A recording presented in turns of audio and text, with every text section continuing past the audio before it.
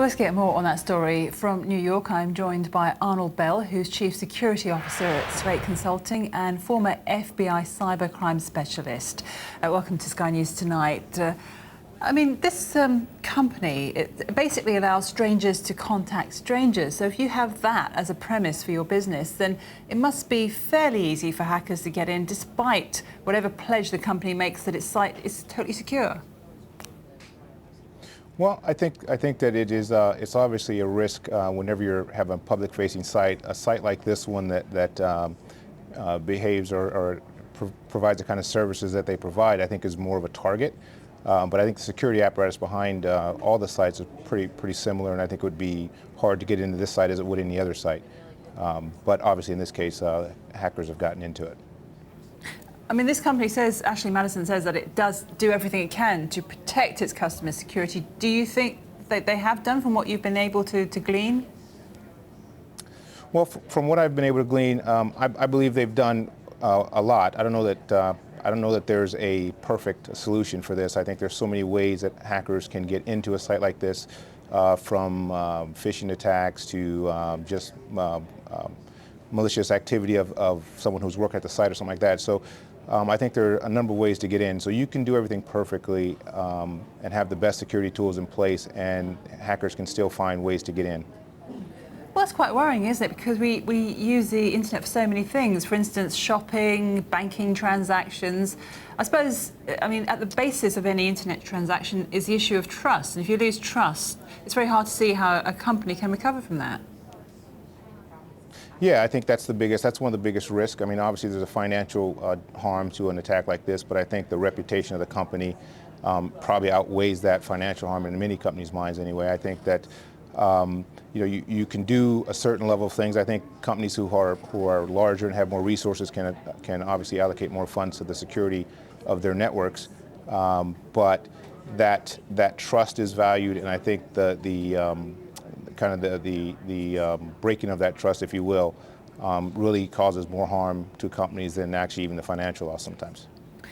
If I could just bring in former hacker Gareth Davis, who joins us now from Kuala Lumpur via Skype. From your experience as a former hacker, how easy would it have been to target a company like this? It varies a lot.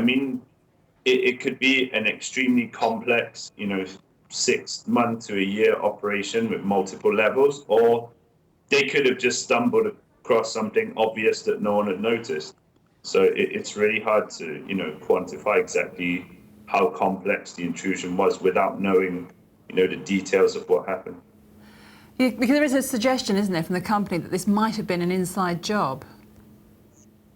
Yeah, it does. It does look a lot like that. And in the long-winded manifesto that the hackers posted with the sample data, they did actually mention the chief of security of the company, which does indicate they have some familiarity with them. And the statement they've made also indicates it might not have been an employee, but perhaps someone who did have access, like a third-party consultant. Now, if I was a hacker, this is just the kind of company I'd go for because of the potential for blackmail and money to be made from this. But the hackers involved here, the impact group, as they call themselves, they say that's not their motive. Again, obviously the credit card. Sorry, yeah, sorry. Yeah. The impact team, yeah. It could be an individual, or it could be a group of people.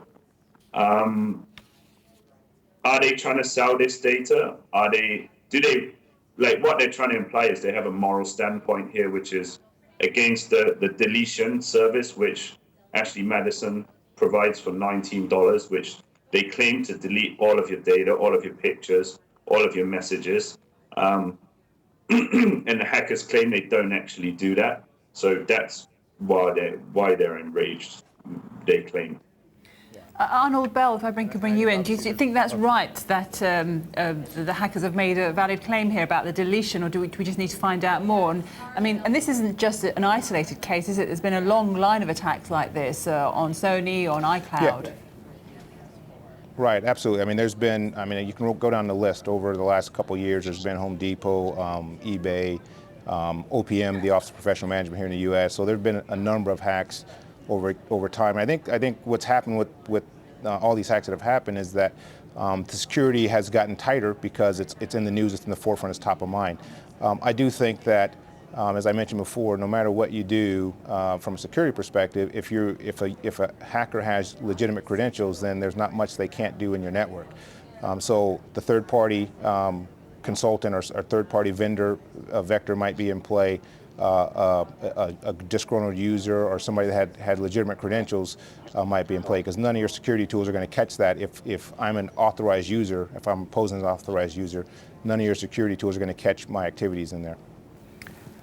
Arnold Bell, I mean, does the law need to change? Could customers actually take Ashley Madison to court, for instance? I don't know that we're there yet. I think there has to be some liability on the holders of the information. And again, it gets back to your trust statement, but I think there's got to be some teeth put behind that, so that if you're not doing due diligence and if you're not doing the things you ought to be doing, just the basic cyber hygiene, then there should be some liability towards the holder of the information, be it Ashley Madison or some other company. Right, thank you both very much, Arnold Bell and Gareth Davis. Good to talk to you.